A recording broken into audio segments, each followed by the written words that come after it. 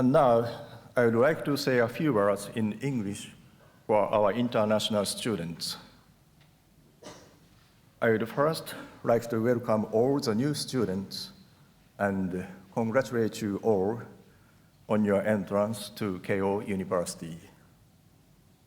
Compared to the spring entrance ceremony, where we see a great number of new faces, at the fall ceremony, we welcome fewer students.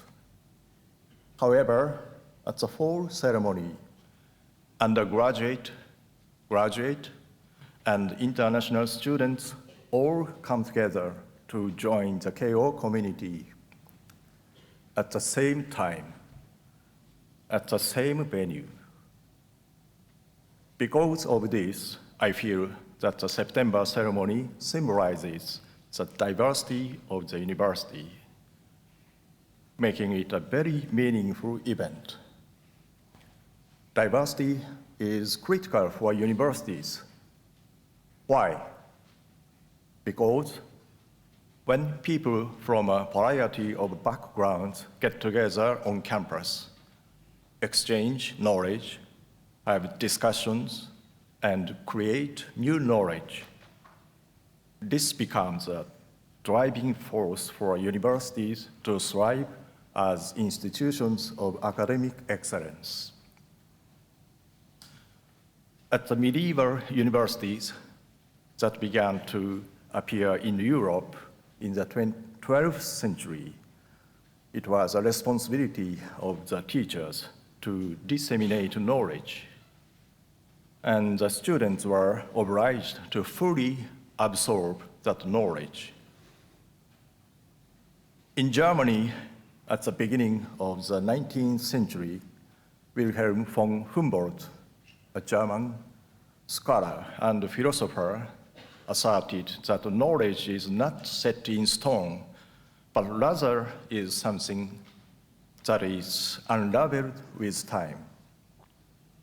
He therefore argued that universities should be places where both teachers and students collaborate to carry out research.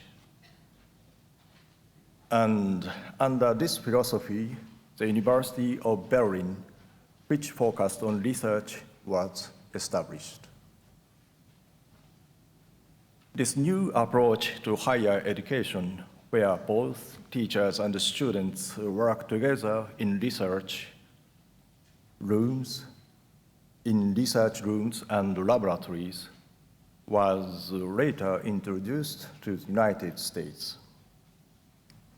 In 1876, it greatly influenced the founding of Johns Hopkins University, the world's first institution exclusively dedicated to graduate-level education.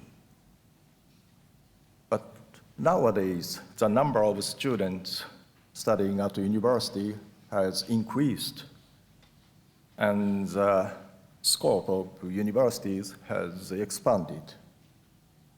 Consequently, it has become physically more difficult to maintain the image of universities being one where a teacher and a small number of students form groups to conduct research together. However, Humboldt's philosophy that knowledge is not set in stone, that it is something to be unraveled with time, is not flawed. Moreover, I can't stress enough that the medieval approach to learning, that being the dissemination and absorption of knowledge, should not be dismissed. First, we need to do some learning and gain some knowledge. Then, we need to think reflectively and discuss what we learned, the knowledge we acquired. Through these steps, we can generate new knowledge. Learning will only progress when the acquisition of knowledge and the generation of knowledge are integrated. At Keio, we have a tradition that echoes Humboldt's philosophy of teachers and students being equals when it comes to learning.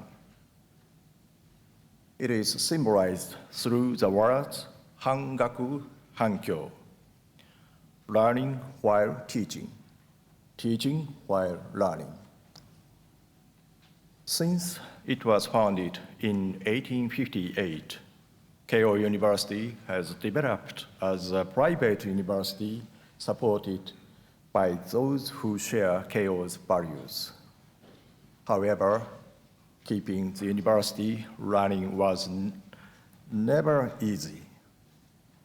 Therefore, a system was devised where, if students showed progress beyond that of their peers, then they would be tasked with teaching those behind them. Ikunoshin Kadono, a former Keio vice president and a pioneer of the Japanese insurance industry, is a perfect example of this.